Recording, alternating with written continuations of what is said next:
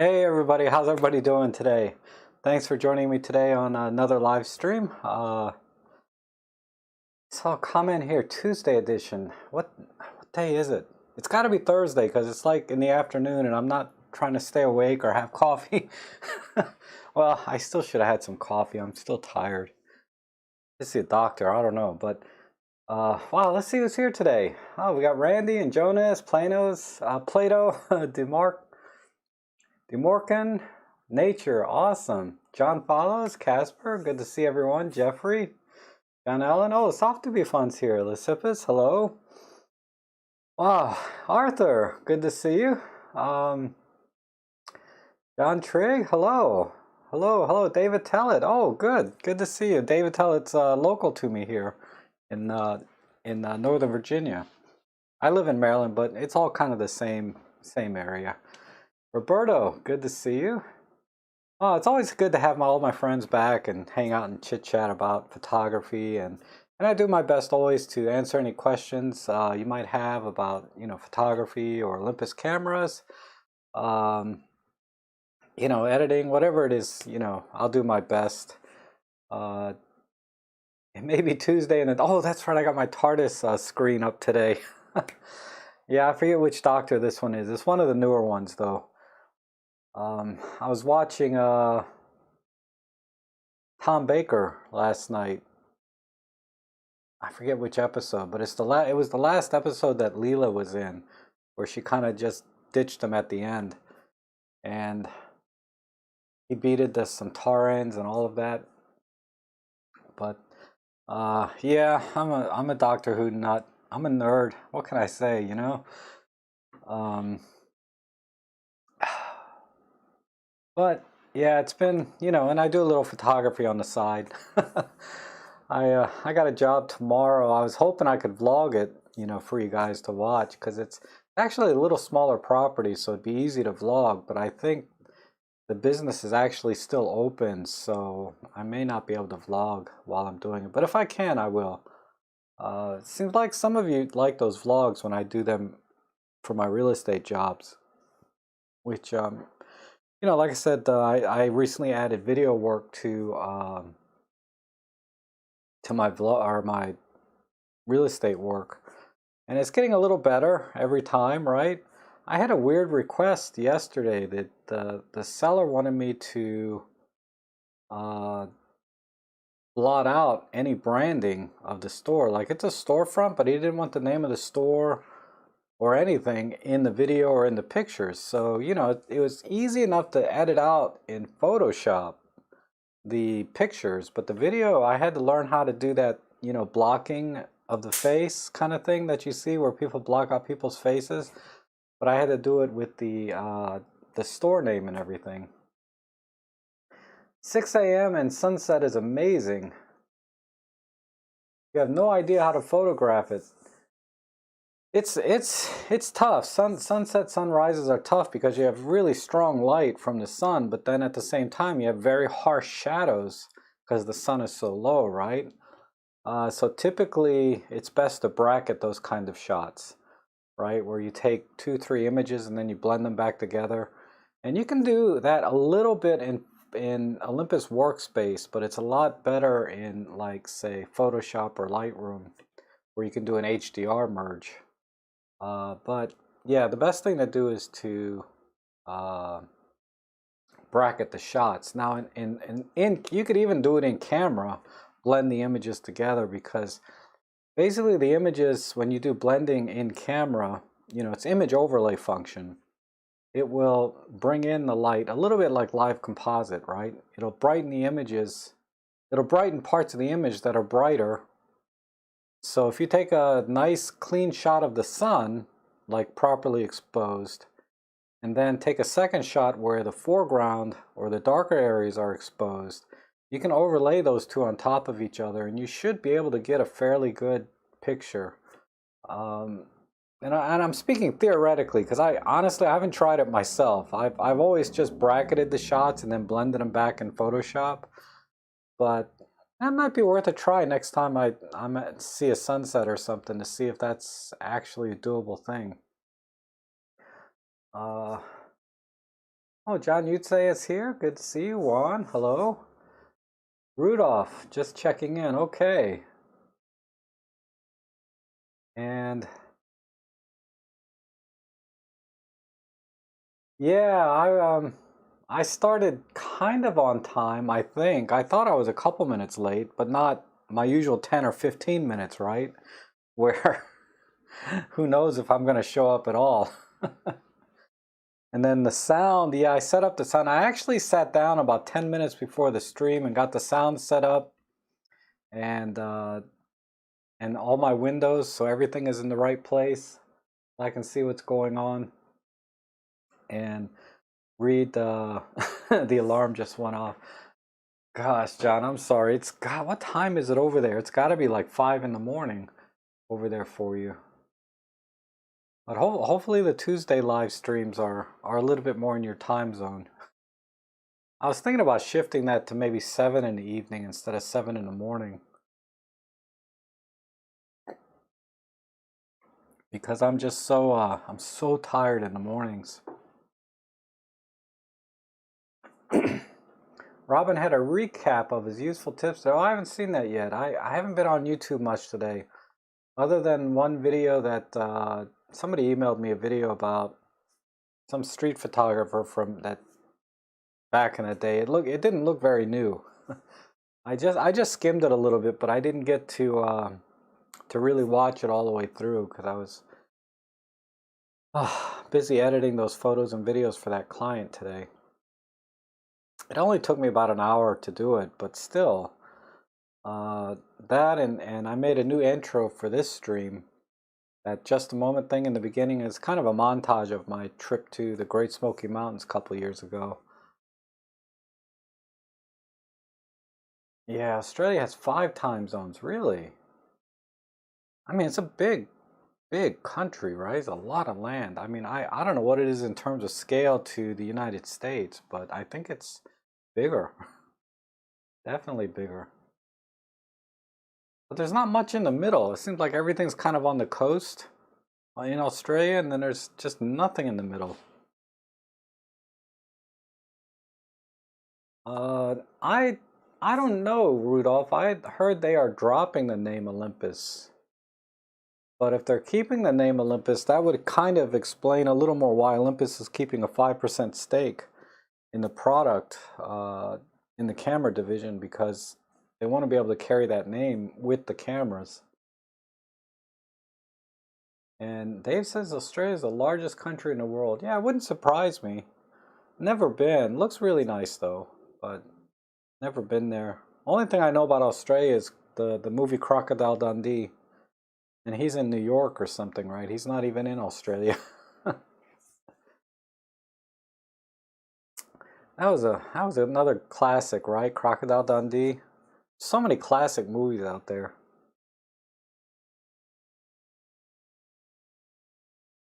Oh, they said the cameras would be Olympus, but the company OM Digital, I believe is the right thing.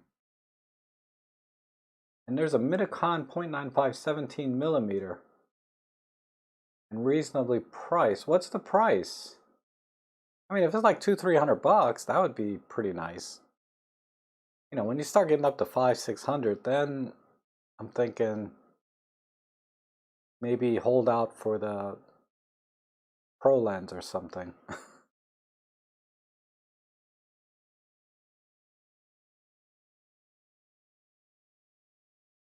Dave Nelson says Alice Springs in the middle of Australia is like an oasis in the middle of a huge freaking desert.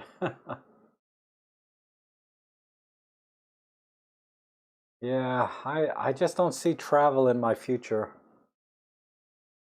I'll have to travel virtually, right? Through all of you and whatever I can find on YouTube. He thought it was like 400. 400, that's okay. I I I'm I just don't see a need to go 0.95 on a 17 millimeter. I mean, really, f1.8, f2 is fast enough for most things. It would be kind of a specialty lens to me, right? You would just use it for very specific things because if you're going for shallow depth of field, I would get a longer focal length and just, not, why make it so hard. 17 millimeter 0.95 and you're trying to get some kind of bokeh, it doesn't make sense to me. I mean, you can, but I would think just get a longer focal length and make your life easy. And that's always been my complaint. If you guys been following my streams a long time, I always just complain about people make photography so hard sometimes. I don't know why. There are easier ways to accomplish the same thing, right?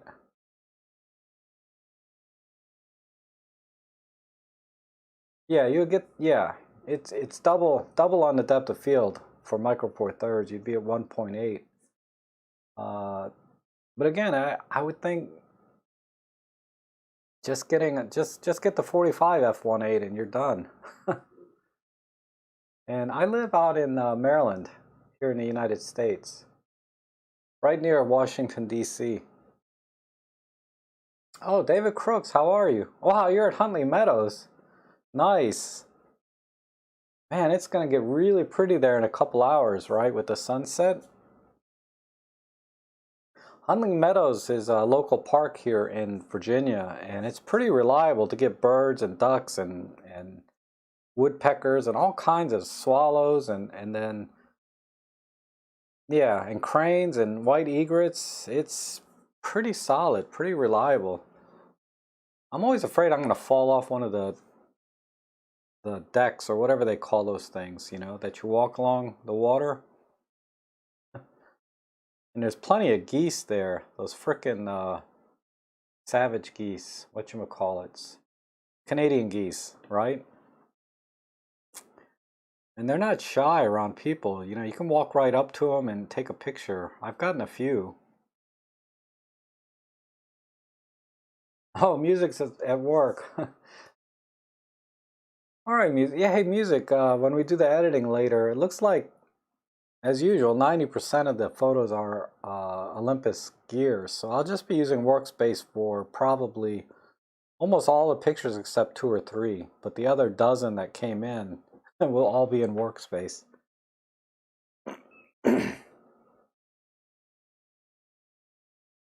I do not have a downloadable copy of my sets because uh, I rarely save them. Uh, I always set up the camera fresh whenever I go out.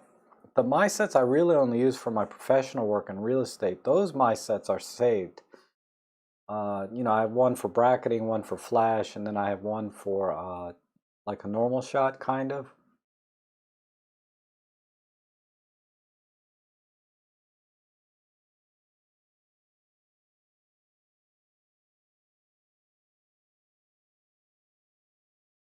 I found 95 hard to MF at 90 E40. Oh, I see, I see. Yeah, 0.95 f-stop at 45 millimeters, I think is what the Morkin is saying. And yeah, that would be hard to manually focus. And then you'd only get like one eyelash in focus if you're doing a portrait. It's so thin. Yeah, Maryland has a lot of interesting places to go to. Most of them are a little bit of a hike for me to get to in Maryland. They're mostly north, closer to the Pennsylvania line. There's a couple of places right around me, but they've been cut down so much to just, a very small space. There might be like one house and that's a historic site. But as you get further out, where there's more open land, there's definitely some more historic kind of looking places. I think uh, David Crooks just went there the other day. I can't remember the name of it. I can remember all the pictures I took when I was there, but I can't remember the name of the place. Harper's Ferry. Yeah, Harper's Ferry is really nice.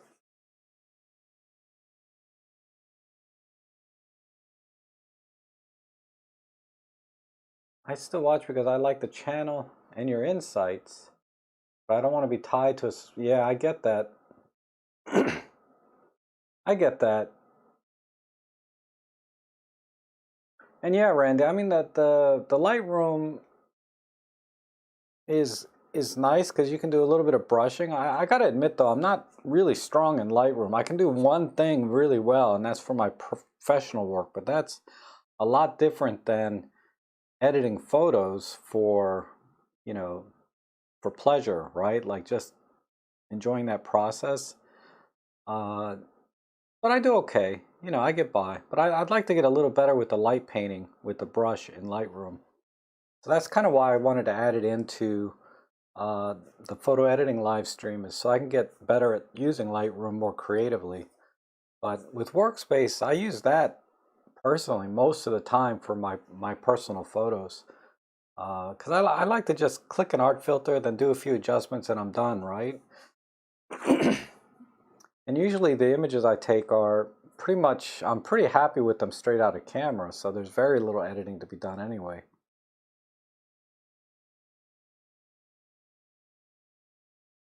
Yeah, definitely, Demorkin. There's a lot of things that Workspace does that you can, directly translate to Lightroom.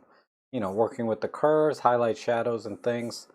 The only advantage Lightroom really has is it's really a lot better at recovering highlights and pulling shadows. You can reduce noise on any kind of image, whereas Workspace, you're limited just reducing noise and RAWs. And then, of course, the light painting, the graduated filters. I mean, it has a lot more stuff. I mean, there's a reason you pay for it, right? Because you want all of that extra. I might have to look at Photoscape X because Lauren keeps telling me to use that. I mean, I have it because it's free, right? They have a free edition, which is very competent. And, but I never really tried to actually edit photos with it. I just use it for the collage portion. Last week we had a really misty morning. Love to go in nature when it's misty. Yeah, yeah. Mist is always nice. It gives that mystique, right? Mystique. I don't know if those are the same word, but uh, it also gets rid of a lot of the clutter and simplifies the image, for the eye. Because that's a problem with a lot of images, is there's just too much clutter in the image, and then it's hard to see the subject, right, amongst all that clutter. Now some people do it well, they know how to make interesting images out of chaos. But for the most part, simplifying the image, decluttering, uh, usually makes for a little stronger image.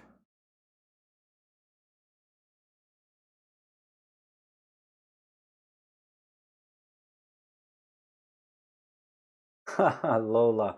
Lola's back. I think I've seen Lola here before. Let's see. I like workspace manual gradation. Yeah, the manual gradation is really nice. That was when it's available, right? It's not available on every single image is the problem. Um, I think it works on JPEGs, but not on RAWs. On RAWs, usually you only have low, high, and auto, and normal, right? Low, high, normal, auto. Oh, hey Elaine, how are you? Hope you had a good birthday.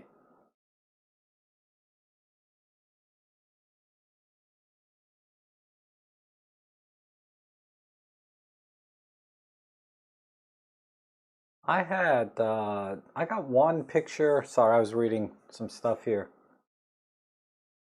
Minimalist photo. Thank you. My vocabulary is very thin sometimes, but yeah, minimalist was the word I'm looking for. Yeah, Craig Roberts does on his channel. I've seen some really nice long exposures that just smooth out the water and just really, yeah, simplifies things, right? Still waiting for your camera. I'm sorry. Elaine wanted me to buy her a camera for her birthday. If I was making money like, the big YouTubers, I would. But I just get chicken scratch here, right? Pocket change. Rob, ever tried the Olympus Stylus 1S? No. The closest thing I have is the XZ1, which I've only taken out a couple times. I've only had this maybe a month now. This is the Stylus X. Oh, I'm sorry, XZ2. But yeah, I really like this one.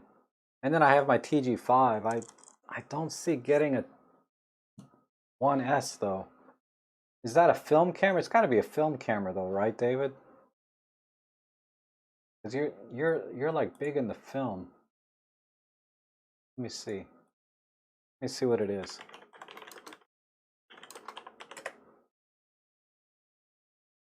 Yeah, it's a little pocket film camera, right? This thing. I have a stylus. Oh wait, no. This is the Stylus 1S from 2015. So it has a zoom.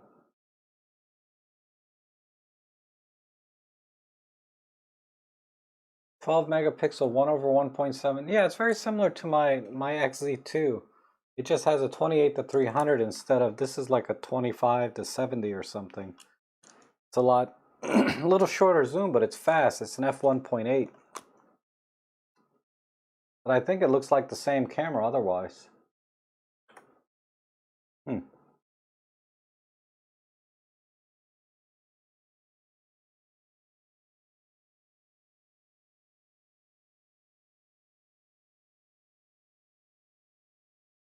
Yeah, it is great. You know, when we went out on that photo walk to one of the gardens where you and I first met, and you helped me change the film in my GW 690, that I brought the XZ2 with me that day.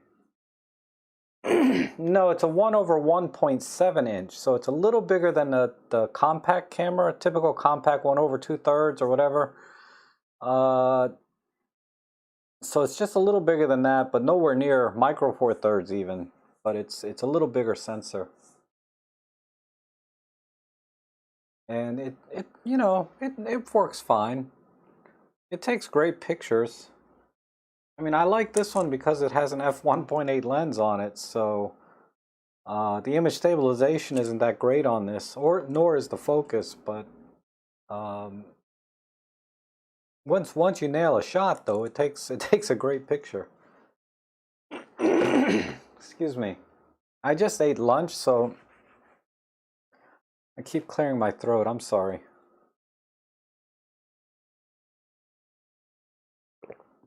Ugh.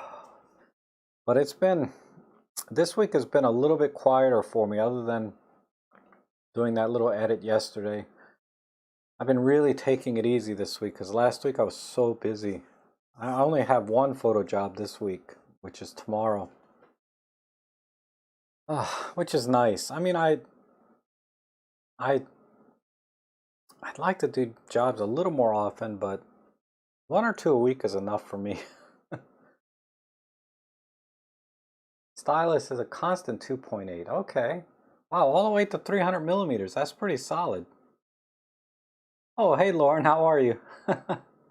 I did get your email on that dude you wanted me to watch. I just skimmed it a little bit. I haven't watched it all the way through, about that street photographer. Oh, no, I just drinking water today. The Star Trek mug is in the sink. Uh,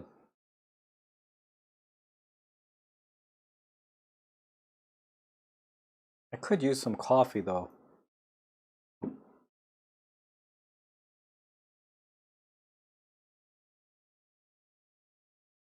Yeah, no stress, right? And that's the thing about doing, I mean, you know, I love photography and going out and shooting, even doing my photo jobs. I like, when I'm there, I'm shooting and I'm, doing my best, but at the same time there's a little bit of stress because you have to take a good picture. There's a lot of times there's no do-overs, right? Sometimes once you're there, you can't go back and take it again and get it right. I mean, sometimes I can. I'd say half the time I have an opportunity to go back. The other half I don't have a second chance. And it's uh it's very stressful in that sense. And like I said, since I started adding video, uh, it's even more stress because I'm still new at video, using that stupid gimbal and slider sometimes. I don't think I need to use the slider anymore. I think the gimbal does a good job. Jeff is asking about episode 3 on exposure. I checked my various bodies. The upper limit is 6400. Yeah. Yeah, I don't know why they limit the upper limits on the auto ISO on the cameras. You know, when I had an Olympus rep available to me, they couldn't answer either. I mean, it's totally arbitrary, right? Just like the upper limits of ISO in video mode is like 3200, unless you go into manual and set the ISO to 6400. And then in video, the upper limit is still 6400.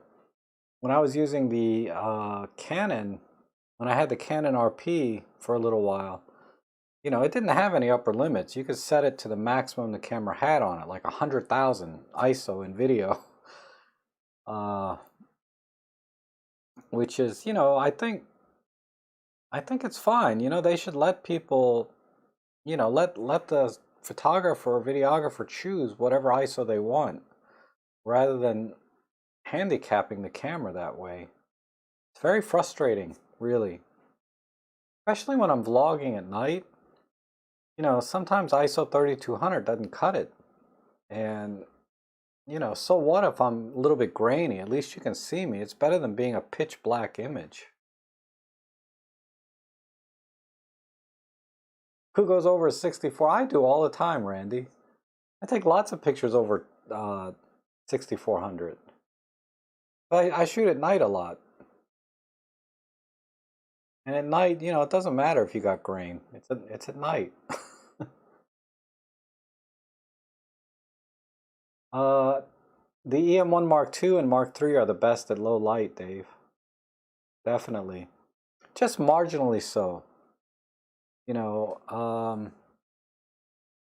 I mean, once you get over 6400, none of them are very good. And, but up to that point, most of them are okay and you can clean them up enough.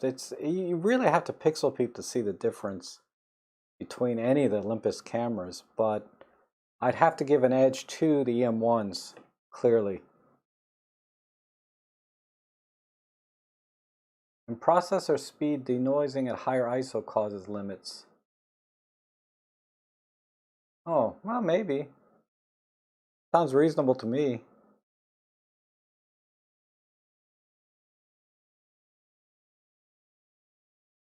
Yeah, Robin has some amazing low light videos. I don't know if I've seen those though. Low light for photography or low light video? Uh, yeah, I don't like using a pen when I'm retouching. I have a couple of them. I have the regular Wacom pen and tablet, and then I have this one here. This is a full color monitor touch tablet that, you know, with a little pen. And when you see my tutorial videos, um, the one that I just did, exposure episode, you know, part 3, I use this tablet. Yeah, my exposure videos, parts 1, 2, and 3, I use this tablet for those. Uh,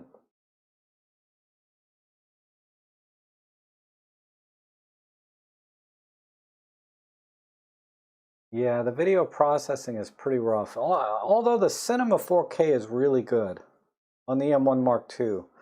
So that's the only thing I shoot in video when I do my pro work. For my vlogging and stuff, I just do 1080p. It doesn't matter. But for my pro work, I use the Cinema 4K and then I downsample it back to 180, and it's definitely sharper than 1080p by itself.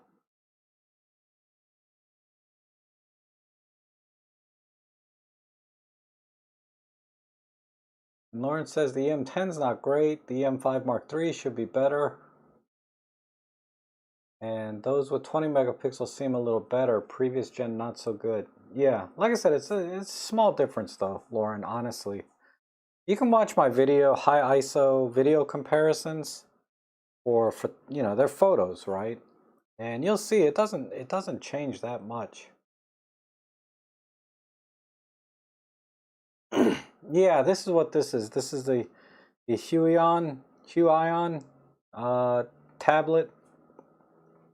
It was like 250 bucks with the stand. I mean, a fair deal. I use it as a third monitor also. And it plugs in directly to the laptop via USB-C. It doesn't need its own separate power supply or HDMI cable. Everything is done through just this one USB-C cable, then USB-C into the laptop. It powers it and drives the whole thing. And that's one of the reasons I got this particular laptop, because you do need USB-C Gen 2 with display capability from the laptop directly. Not all laptops can do that.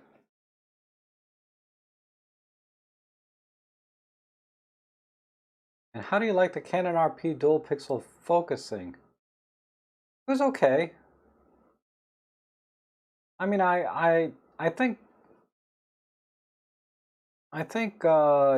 honestly the Olympus held up pretty well with the Canon. The M1 Mark II and 3, or the Mark III in particular, held up exceptionally well against the Canon.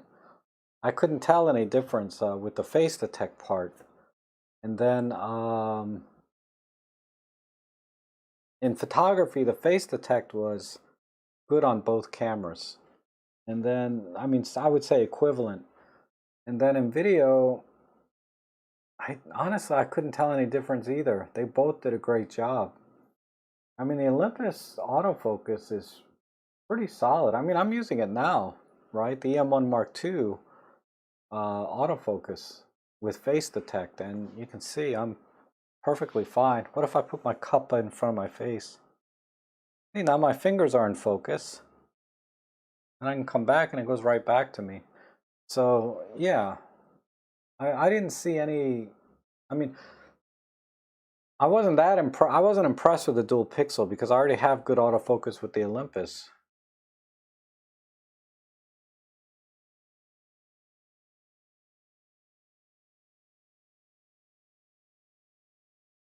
No, I haven't tried any Sennheisers.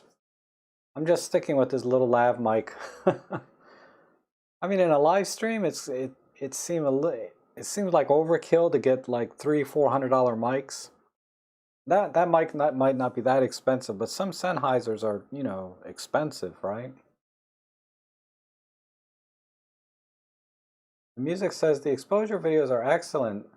I showed my wife the 3, and now she has a better grasp of how the camera works. We go out camping on the weekends and have lots of fun doing. Oh, good. I'm glad that helped, music. Why is it they say full frame bigger is best for low light performance, yet MF is terrible? Uh, it really just depends on your tolerance, really. I mean,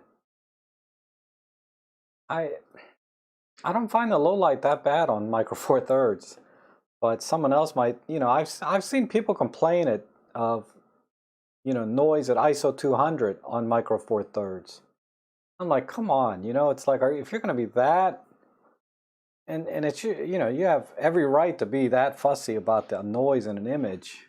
It's your money, but uh, I never found Micro Four Thirds not adequate for low light for my purposes.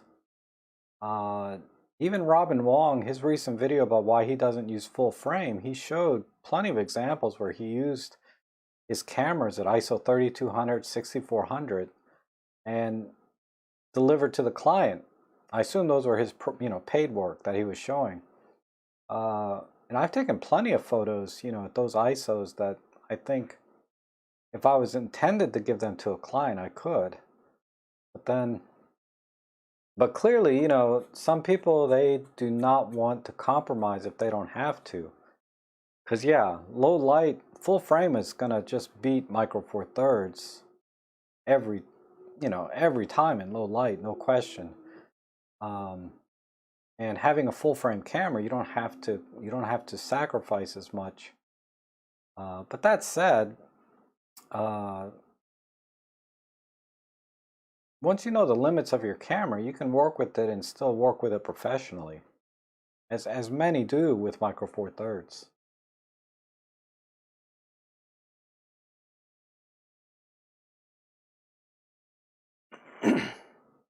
Where did you get your Huion tablet and what model is it? I've never seen that style.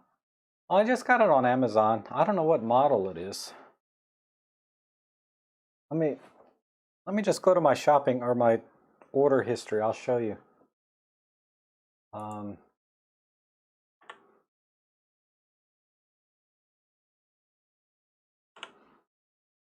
See, go to Amazon orders.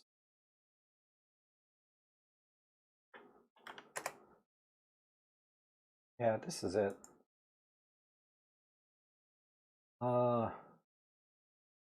That's the one I got, August 12th. $259 with the stand. So I recommend you get the stand with it. It's really good stand. I'll give you a link. I'll make a couple bucks if you buy it off my link. Let me see. I got a button here somewhere. Yeah, there you go. Of course, I don't think you're in the US, right? So it doesn't matter.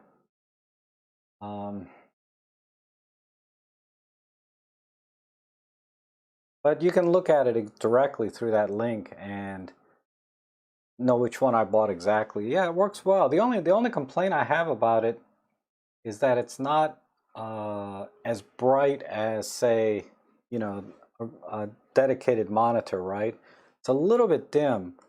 So there's kind of a plus and minus to that. On the plus side, it's a little dim, but that's when you go to print your pictures onto your printer, it's going to be a little bit better matched depending on the lighting in the room. Because a lot of times you dim your monitor for prints so that when you print out, it looks, you know what I mean? You ever print an image out and it looks darker than what you saw on your screen? Well, that's what this little Huion tablet is kind of calibrated for prints, I believe. That's why it's so dark.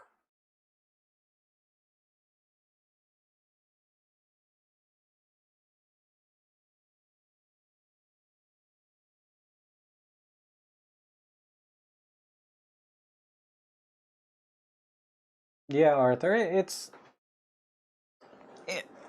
marketing to some extent, right? That, full frame is going to give you better low noise performance. They oversell that part of it, honestly, in my opinion. Because really, even at 6400 ISO on a full frame, it's still going to be noisy. So, the images deteriorate very quickly, almost regardless of sensor size, once you start cranking the ISO up. So it's best to always shoot at the base ISO or as close as you can to the base ISO in any given situation. And when you do that, really sensor size makes less difference, right? But when you do need to shoot at high ISO all the time, because you need a faster shutter speed or what have you, full frame will give you an advantage of 1 or 2 stops. Let's say it's 2 stops difference, right? So you can shoot, you got 2 images at ISO 6400. You'd have to shoot the same image at ISO 1600 on a Micro Four Thirds to get the same image quality as you would on a full frame at ISO 6400. But look at the image at ISO 1600, it's still not that great, right? I think after about ISO 800, you really start to lose, your colors and detail after you get over 800 on just about any camera. But less so on full frame, that's all.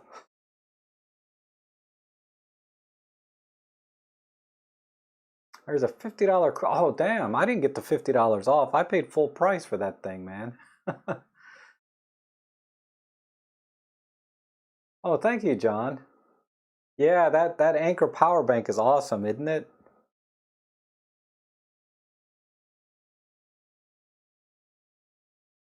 Yes, this is the tablet I use for all of my tutorials. I was using my Wacom before I got this in August, so any videos before August, I was using my Wacom tablet, if you saw any handwriting, which I think I put that away now. Since I got this thing, I don't really need that one anymore. But, yeah, anything after August, and I think I've done like 2 videos since August, right? But any videos you've seen since August, we're done with this Huion tablet, however you pronounce it. And is that the best tablet you use for shutter speed tutorial? Yes. Sorry, I answered that. And Leonardo says, what's your opinion of the dual ISO dual gain for photography? Again, the dual ISO dual gains, those things usually kick in at like ISO 800 or ISO 1600. You know, I guess it depends on the camera. And they do help a little bit, right? But that's more, I think it makes bigger difference in video work than it does in photography. The dual gain ISO. Because in video work, it's even harder to clean up noise because the lighting is constantly changing, right? As is the nature of video. It's not like a photograph where you can go in and just brush in and selectively attack the noise in the image in post-processing. So the dual gain ISO helps a little bit. I don't have any personal experience with it, but I watched this usual videos on dual gain ISO, and there was some improvement, but it wasn't a lot. It didn't make much difference in photography, but it did make some difference in video work. And I think, yeah, it's just it just makes a little difference, but it can be a big difference in video.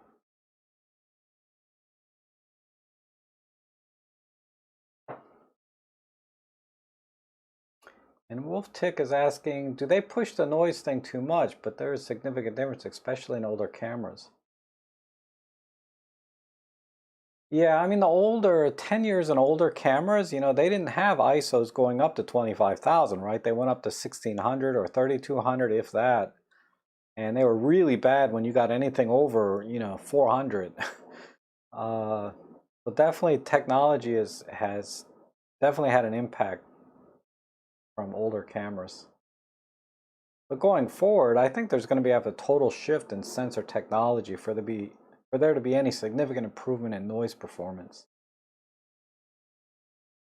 I got my D750, and that's what, 6 years old now? I don't know how old it is. But it still hangs up there with even the most recent cameras that have come out. And yeah, you're splitting hairs, really, between the two in terms of noise performance. And that doesn't have dual gain, BSI, BS, nothing. It's just a full frame 24 megapixel sensor.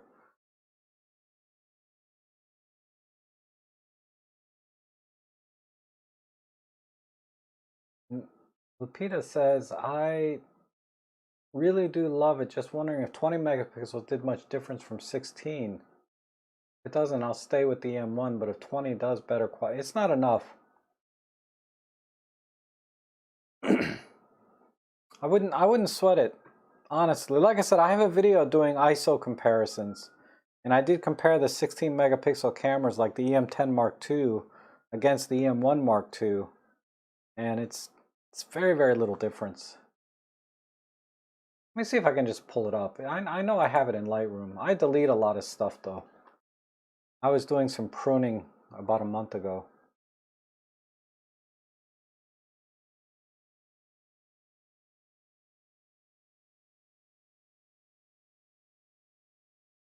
And dual ISO is great in the GH5S. Yeah, that's one of the cameras that have it.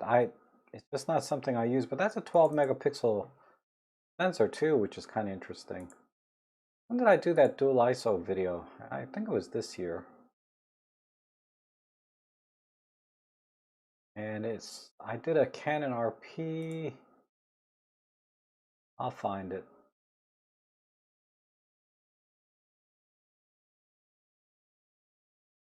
Here they are. Let me go to this folder.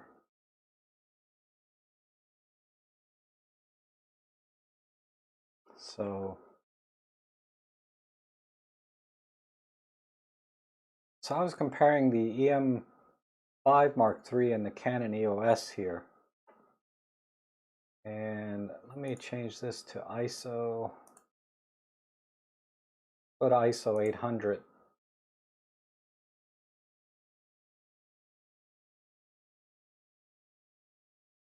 So this is ISO 800, right? Let me make sure I got JPEG CR3. Oh, this is no wonder that one's the RAW, one's the JPEG. Let me do RAW, ISO 800.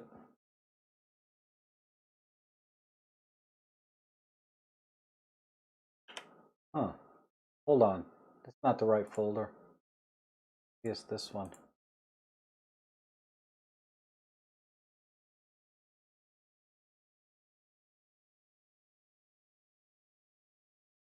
No, that's a photo job. This was, I was testing face detect. Oh, here we go. So if I do this, I select RAW, I select ISO 800. And here is the EM5 Mark III. Here's the Canon. So here's the Canon and the Olympus, right? Olympus on the left at ISO 800. And these are the raw images, right? And I mean, there's just so little difference at ISO 800. So I think up to ISO 800, you're pretty safe with any camera. And then let's go to ISO 3200. And let me pick here's an Olympus. Here's the Canon. Oh, that's not the good Canon though. Ah, that's odd. How come I don't have, try 6400. All right, here's an Olympus. Here's a Canon.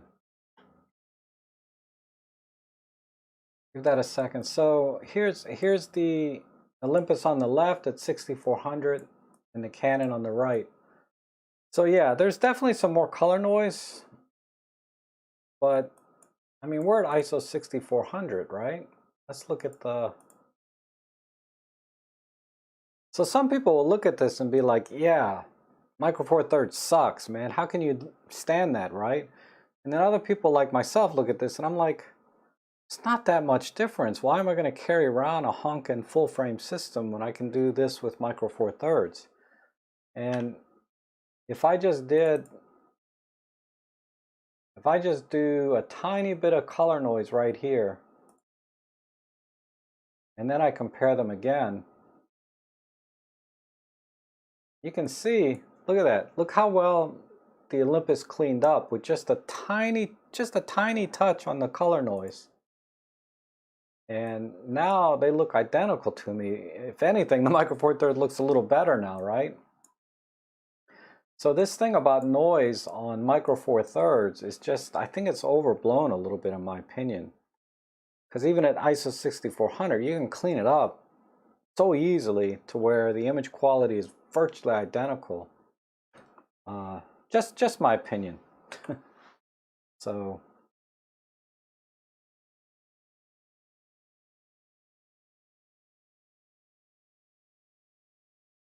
Oh, okay. Good night, Rick. I'm sorry I missed you tonight. How you doing, by the way? I hope you're doing better. Let me go back up here a little bit. I have the 75 f1.8. Oh, okay, Lupita. Yeah, you have an awesome set of lenses there. The 75, the 25, and the 45. All you need is a 17 and a 12.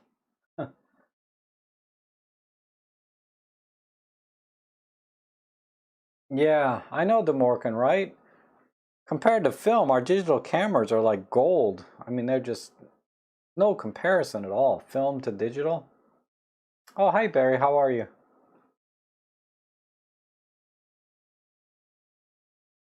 Yeah, film, there's no comparison in terms of grain.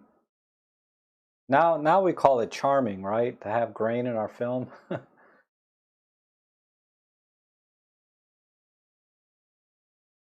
I've seen some endless videos on ISO and I'm still not 100%. Yeah. Did the Canon RP images look good when cropped way down compared to MFT? Also considering the Mark 6 or M6 Mark II might help with cropping way down on headshots. Well, you know, the Canon RP was only 24 megapixels, right? And I'm comparing it against a 20 megapixel camera. I mean, if you look at it, I'll switch back, Lauren, just so you can see. Let me pick somewhere with some detail. But that's the difference, 20 to 24 megapixels. Yeah, there's a little more detail in the 24, just a little. Like here's the millimeter, and here's the mm. Over here, millimeter markings. But I can read all these numbers, certainly. And this is at ISO 6400. You know, at ISO, let's go down to ISO 200 and compare these two. So 20 megapixels on the left, 24 megapixels on the right, and I'm cropped at 100%. I mean, it's just very subtle, right? I don't know if going to 20, you know, I can even show you 45 megapixels. Let me see. I have a Nikon Z7 in here too. I think it was last year. Let me go down. I'll show you the Nikon Z7. Here it is. So Pen F, and let's go to this folder. And I have the Pen F versus the Nikon Z7. So let me see.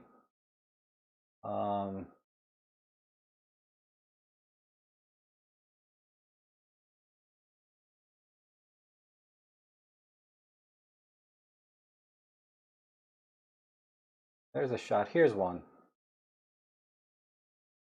Let me grab the raws. Here's a raw image from the Nikon.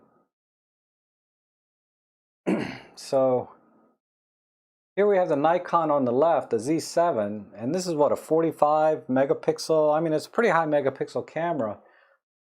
And here's the Pen F on the right. And the Pen F is a 20 megapixel, so it's less than half as many megapixels, right? And if we just punch in on this couple, on this little pontoon boat or whatever this thing is, look at the fence. I might even have to punch in even more. Let me see. Let me punch in 2 to 1.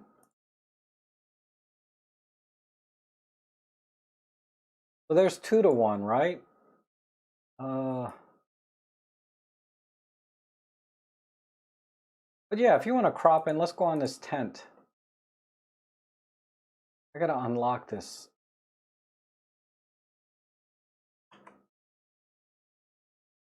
Let me sync these together. But there's the 45 megapixel on the left and the 20 megapixel on the right. And yeah, there's definitely some, yeah, there's definitely tiny bit more detail on the Nikon. But going back to this pontoon boat, like these people, this is easier to look at, right? I don't know. I'm not convinced, right? So and that's punched in 200%, 2 to 1. Not even 1 to 1. It's even closer.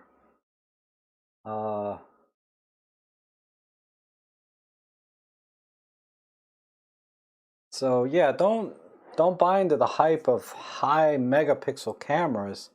I mean, part of it has to do with the lens, right? He was using his kit lens.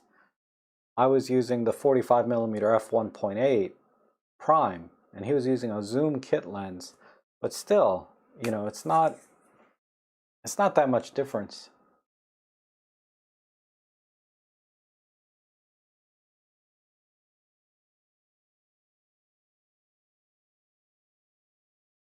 And let's see, that was Lauren. Okay, so Lauren, there you have it. Those are the two images that 45. In my eyes, ISO is just a sensor level adjustment. The more you push noise. Yep, that's true. John Yutze says I cap my ISOs at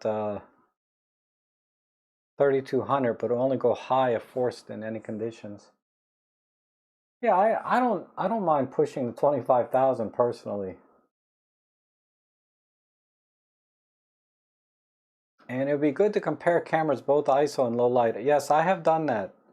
It's not much difference than regular light, to be honest.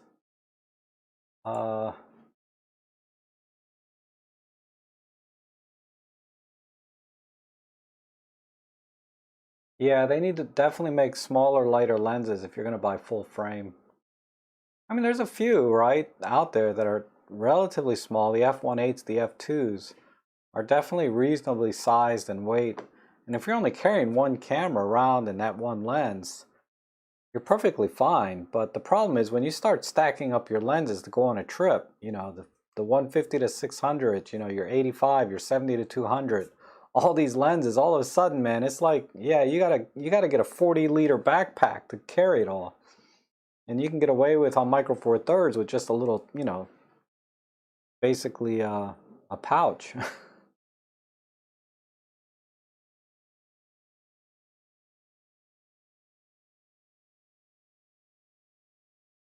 I'm thinking to set the second ISO gain and leave it.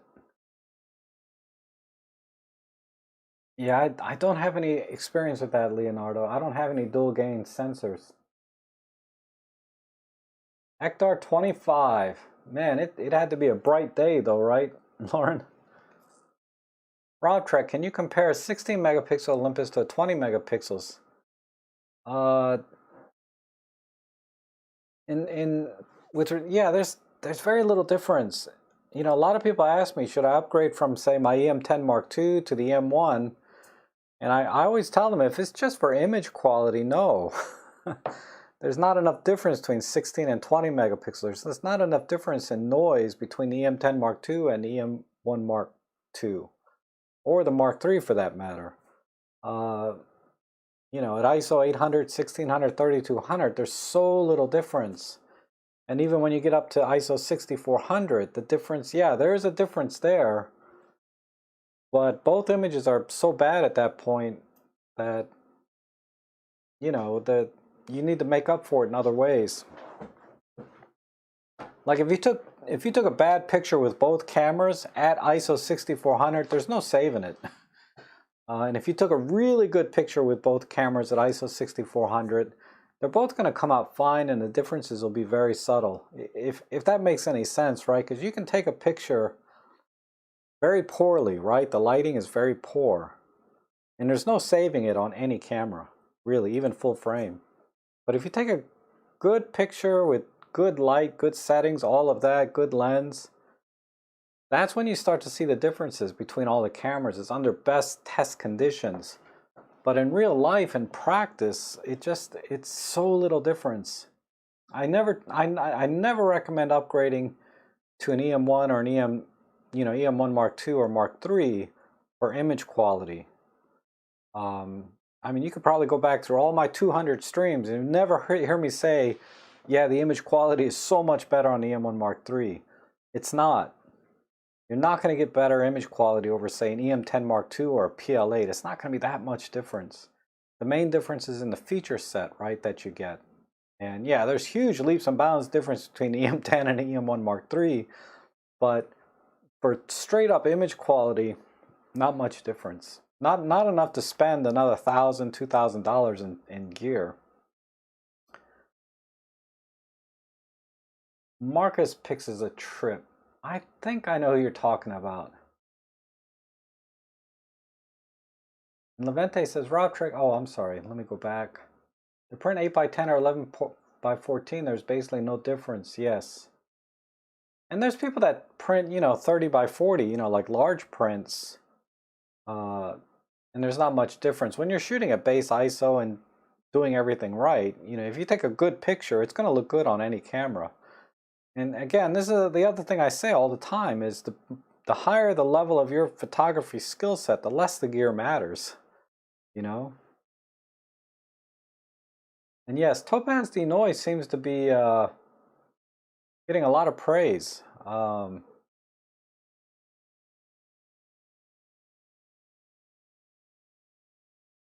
Yeah, Levante, the lens resolution is not as good on that kit lens as, say, the 45mm on a Pen F. But that said, right, I mean, that Z7 with that kit lens at the time was like a $4,000 camera, you know, and at the time my Pen F with the 45 was about $1,100.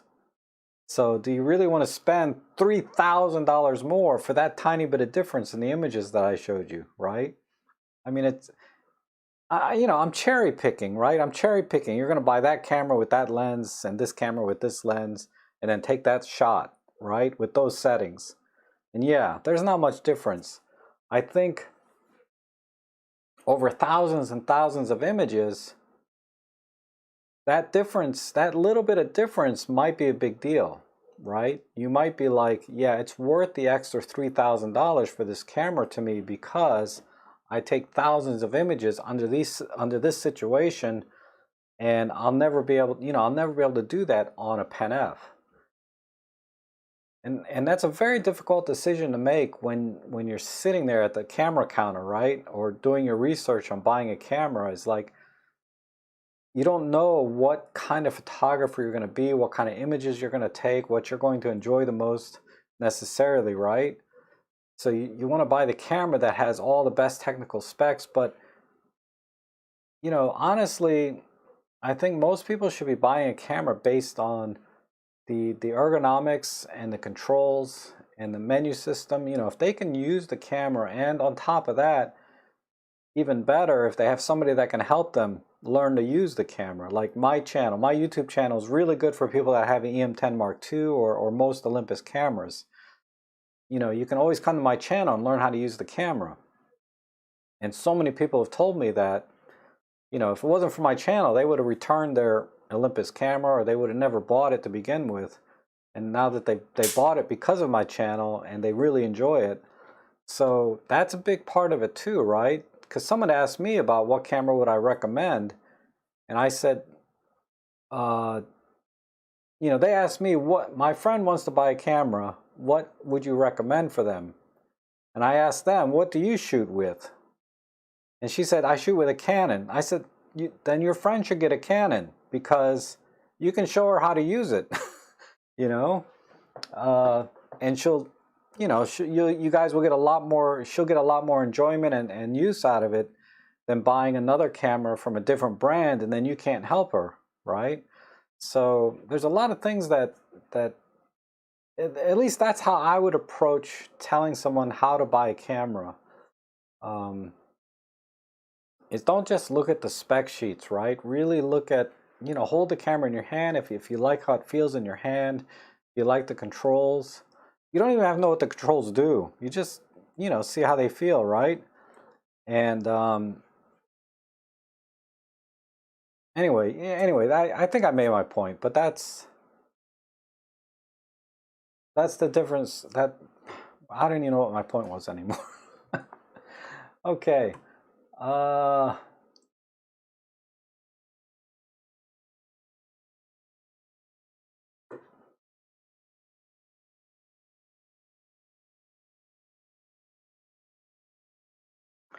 Will the EMX1X be discontinued? Probably.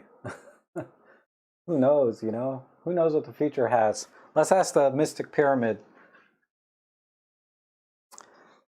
Mystic Pyramid, will the EM1X be discontinued? The outcome is doubtful. Yeah.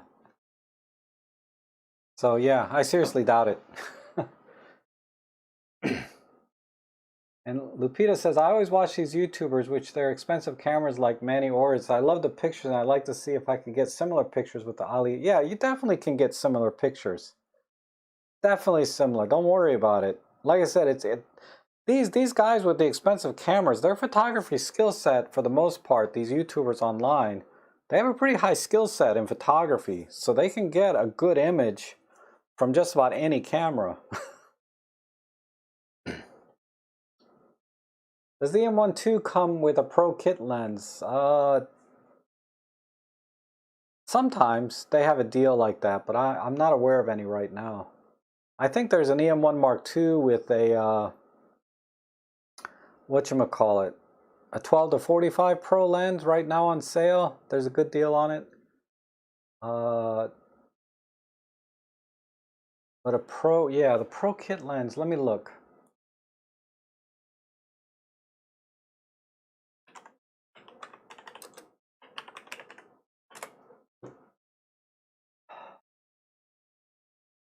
Dang it.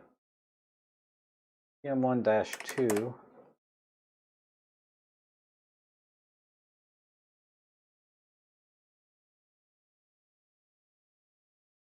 I thought they had some fall sales, right? October sales.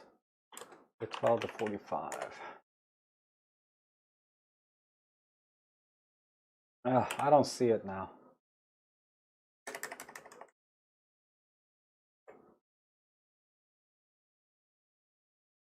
$9.99 for the body.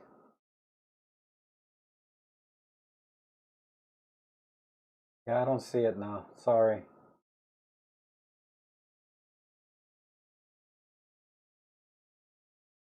Yeah, the M1 Mark II is amazing. M43 haters that you could get awesome portraits on a not so expensive camera. Yeah, definitely you can. I guess the Sony 7S Mark III is better than the Pen F in low light. That definitely it is better. And the Morgan says, I'm an old school and can buy a camera based on the lenses. Yes. And Lauren says, I think the Nikon Line Z50 APS-C camera is actually the most interesting. Good ISO handling, and with adapter you can use old lenses and go native. Yeah, I think if you already are in the Nikon ecosystem and have a lot of lenses, the Z50 is not a bad choice, right? And Levente says, yeah, I just gave up the body buying for a while and ordered a 7 artist and 7.5 for experimenting. Yes. Yeah, just have fun with your camera. Oh, I got one of these guys in my forum here.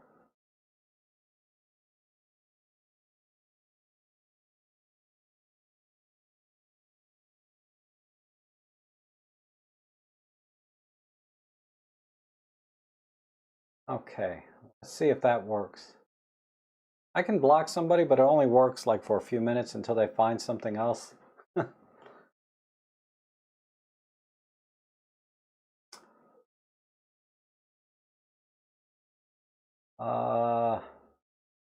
If they skip the M1X, they need to bring the tracking option to the M1 III. That would be nice, right? Oh yeah, I think you guys can block individually in your own chat message, right? I don't know. I mean, I had somebody come in my chat thing like this a few months ago, and I blocked it once, then they came back. I blocked it a second time, they came back. It's like, I said, forget it. You know, it's like, uh, sometimes you just can't fight it. It's not worth my mental energy. So, you know, we can ignore them, right? It's not a big deal.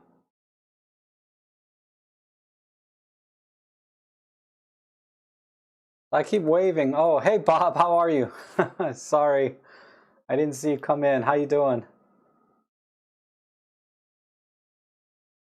Yeah, make somebody a moderator. I don't even know how to do that.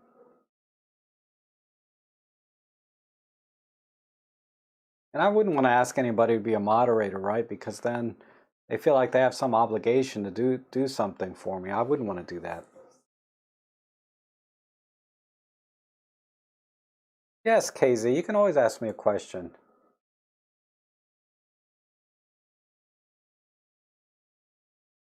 Ah, you just need my license plate, huh? Yeah, I come in at least 3 times a week now. I might do more, I don't know. We'll see.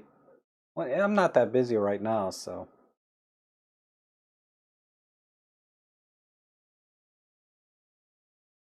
Uh, I don't know, just ask me. I don't know. You can ask. Then I'll have to see if I have an answer for you or not. If I don't have the answer, I'll ask the Mystic Pyramid.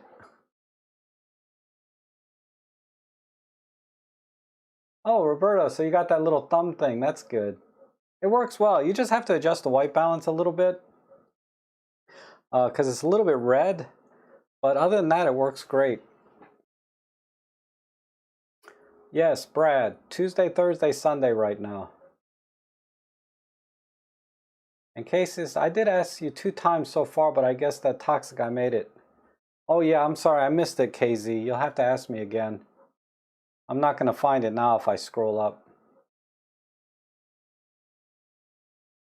Randy was sleeping. It's okay, Randy. I was half asleep in that stream myself. Luckily, it was only about a dozen people there. I don't even know how many people are here today. Let me see if I can pull. I don't even know how to pull that up anymore. There it is. Holy crap! There's 75 people here. Man, that's awesome. I can't believe 75 people and nobody has a question but KZ.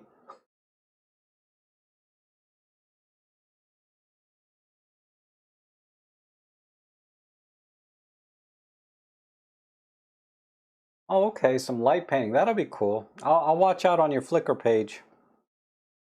Seems like you post to your Flickr page pretty regular, so that's what I'm looking for when I go to Flickr. I look for your stuff.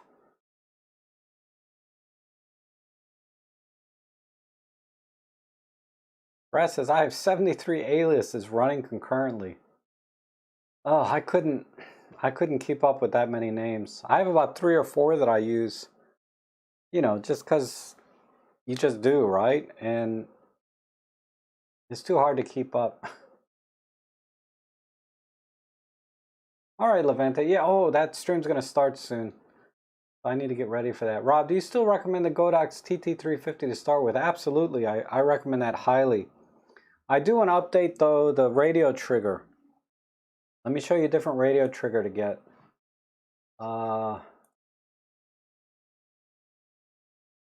The Godox XT350, and you want to get this radio trigger. 1 second. Because it's only $25. It's the same exact one as the one from Godox, but it's made by Newer.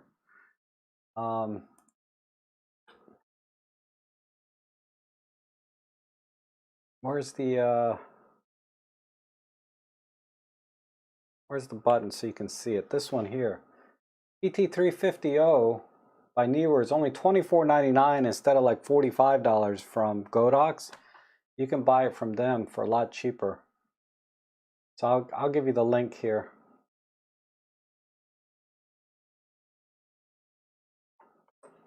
This is a lot, you know, it's $20 cheaper than the one from Godox.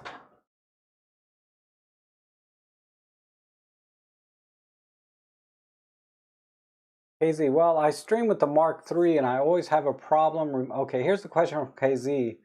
I always have a problem with removing everything from the screen. Is it the EM10 Mark III or the EM5 Mark III?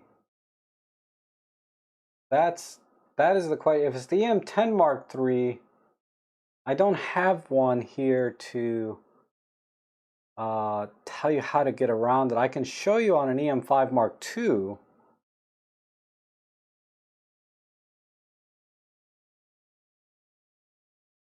Oh, thank you, Randy. Oh, thanks so much. I appreciate that.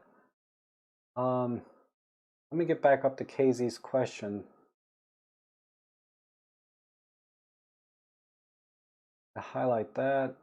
All right. And then I found Rob's channel through an item. Okay. Has anyone tried the M10 Mark IV? I have not. It looks like a great camera though. I wouldn't hesitate to buy it.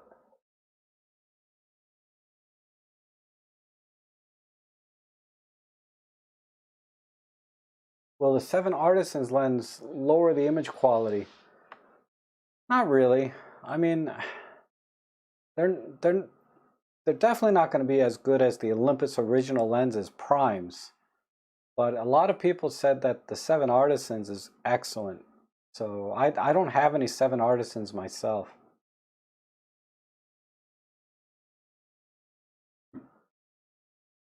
And then Kilkfish is asking, what brand of camera battery from Amazon or other Olympus can you recommend?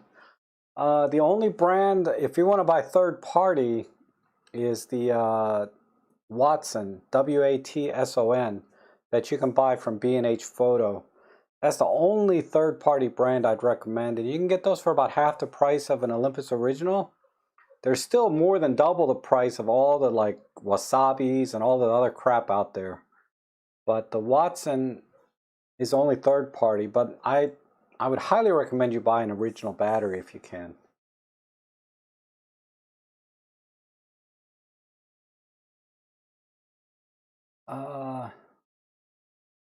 So KZ, you didn't answer if you have the M10 Mark III or the if you have the M10, the M5 Mark IIIs, or the EM1 for that matter. There's 3 Mark IIIs now, right? You have the M10 Mark III, okay. Which anchor should I buy?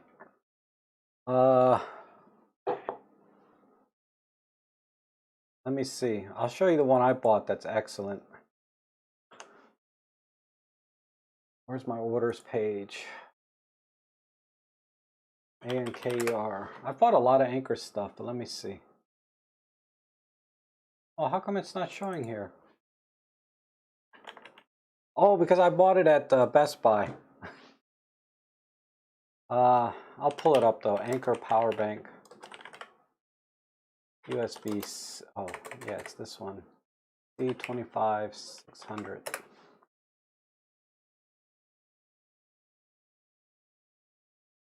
Oh crap. You know what? Let me just give you the video. Anchor.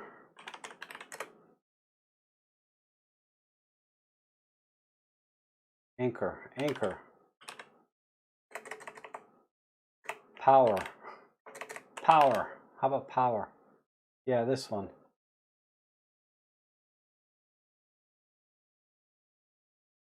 This is the Anchor power supply. I did a little review on it. That's the one I recommend. Yeah, on the M10 Mark III, I don't think there's a way to do it. So what I would do is hold on.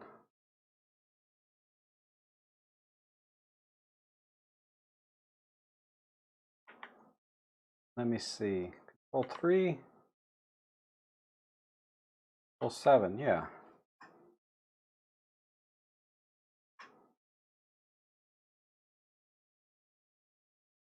Here it is, right? Put the camera. Try putting your camera like into aperture priority or something. And then go into the super control panel. Oh. Let me take the cap off. And then, yeah, no battery icon. So that's basically just put it into a video mode. And let me turn this on.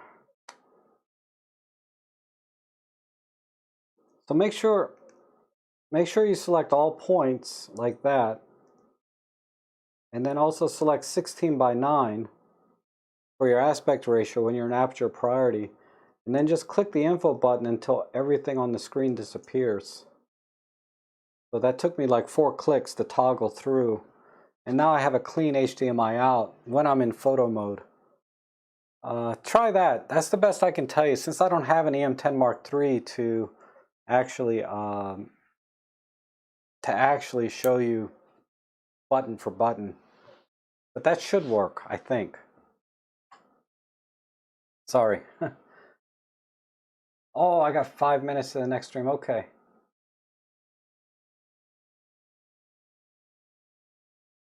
Yeah, the Wasabi swell up. Yeah, all the third-party generic batteries swell up. And it doesn't take long sometimes.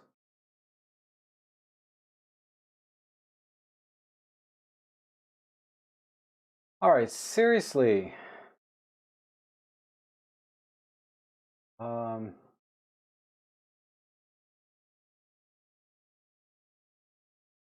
Power Arc 3, yeah, there's definitely some other brands that will work on the power banks. Basically, you want to make sure it's a 60-watt USB-C power delivery capable charger. So look at the specs on the link that I gave, and then you might be able to find a third-party one. But watch my video on that power supply, and then you'll see all the things you need to know there. Yeah, lots of people, Roberto, use the 7 Artisans for Astro and get amazing results. Definitely.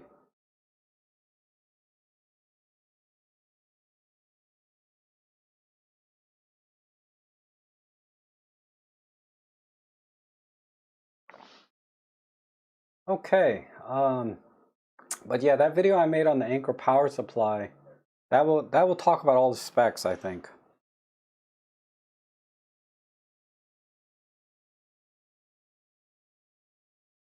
Okay, I got 5 minutes to my next stream, so I do need to get going.